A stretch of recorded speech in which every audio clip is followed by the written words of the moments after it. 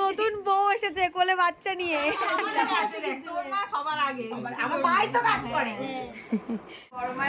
Hello everyone, back to my channel Neelkrishna Aishwarya নতুন একটি ব্লগে তোমাদের সবাইকে ওয়েলকাম। তো দেখতেই পাচ্ছ ঐশ্বর্য ঘুমে পুরো কাত, মানে পুরো এতটাই ঘুমে রয়েছে যে ডাকলেও সারা দিচ্ছে না। আমাদেরকে আগেই বলেছি বাড়িতে লোকজন এসেছিলো, আর সেই কারণে সেই দিনকে ওর একটু ঘুমাতে দেরি হয়ে গেছিলো এবং তাড়াতাড়ি উঠতে হবে, সেই কারণে উঠতে পারছিল না। আজকে ঘুমের সময়টা অনেকটা অল্প হয়ে গেছিলো, যে কারণে ওকে ডাকছিলাম ও উঠছিল না।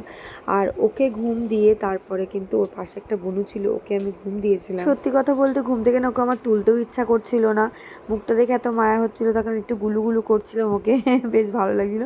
ও আমাকে একটা থাবড়া দিয়ে দিল, লাথি মেরে দিল। ওকে আমি ডিস্টার্ব করছিলাম বলে ও ভীষণ বিরক্ত হচ্ছিল, যেহেতু ঘুমটা ভাঙেনি। তো আমি বলছিলাম এ দেখ বুনু রয়েছে, বুনুকে প্লিজ ডিস্টার্ব করিস না, কারণ বুনু একটু আগেই ঘুমিয়েছে। তো ওকে ঘুম দিয়ে আমি ওকে তুলছিলাম, কিন্তু ওর পড়া রয়েছে ঐশ্বর্যের দিন, সেই কারণে ভাবলাম ওকে তুলতেই হবে আমাকে। তারপর জোর করে পড়তে পাঠিয়ে দিয়েছিলাম তুলে টুলে। আর এদিকে দেখো বাড়িতে নতুন বউ এসেছে। হ্যাঁ, আমাদের বাড়িতে নতুন বউ এসেছে কোলে বাচ্চা নিয়ে।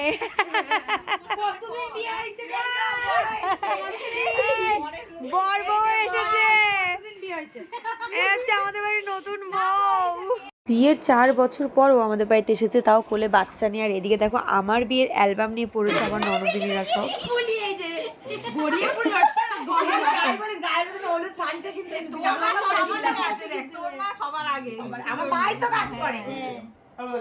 অবনার বিয়ের গুলো কাকিমা ধরেছিল, আমি দেখিনি। আমার মা ই বাবা, তাই এটা সত্যি তোমার মা? যে যার মাকে খুঁজছে আগে।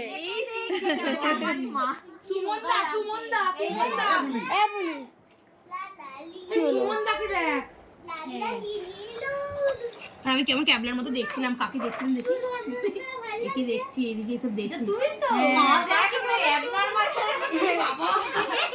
তোর আমরা তত্ত্বগুলো হেভি বানিয়েছিলাম, তত্ত্বগুলো পুরো শোলা দিয়ে। তত্ত্বগুলো খুব ভালো হয়েছিল, এতগুলো রুমাল দিয়েছিল, এখন আমি বিয়ের রুমাল ইউজ করি।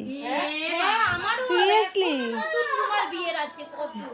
আমি মাকে, মা বলছে শুধু রুমাল আর আমাকে আমার বিয়ের রুমাল গুলো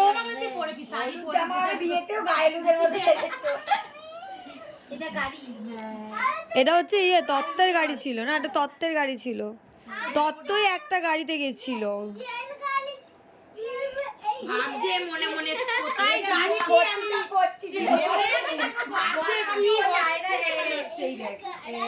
বিচ্ছিরি বিচ্ছিরি। আমার ননদিনীগুলোকে কিন্তু দেখতে খুবই সুন্দর, যাদের যাদের মেয়ে পছন্দ সবাই কিন্তু বলতে পারো কোন মেয়েটা কার পছন্দ। দেন অনেক বিকেলবেলা গিয়ে, মানে এটা আমার দেওয়ার একটা বড়মার ফটো নিয়ে এসেছিল আমাদের জন্য। আর ফটো ফ্রেমটা কি সুন্দর হয়েছে দেখো, সবারই বেশ ভালো লেগেছিল। এছাড়া কিন্তু আরো দুটো ফ্রেম এসেছিল, একটা ঘোড়ার আর একটা ছোট বড় মায়ের, যেটা আমাদের কলকাতার দেওর নিয়ে যাবে, মানে আমাদের কলকাতা থেকে যখন আমাদের বাড়িতে লোকজন আসে তখন কিন্তু আমরা প্রচুর মজা করি, প্রচুর আনন্দ করি। তো চল আগে বড়মার ফটোটা ভালো করে দেখাই। দেখো আজকে তোমাদেরকে আমরা একটা ফটো ফ্রেম কিনে নিয়ে এসেছি, আজকে তোমাদের সঙ্গে শেয়ার করবো। এটা বড় মায়ের ফটো ফ্রেম নিয়ে এসেছি আমরা, দেখো কত সুন্দর। এবার এই মুখটা খুব ভালো লাগে। আমাদের ঘরে আগে একটা এইটুখানি ফটো আছে দেওয়ালে লাগানো, একটা ফটো ফ্রেম নিয়ে আসা হয়েছে, খুব ভালো লাগছে। কোথায় জানাবে অনেক, ওদের কেমন লাগলো জানাও।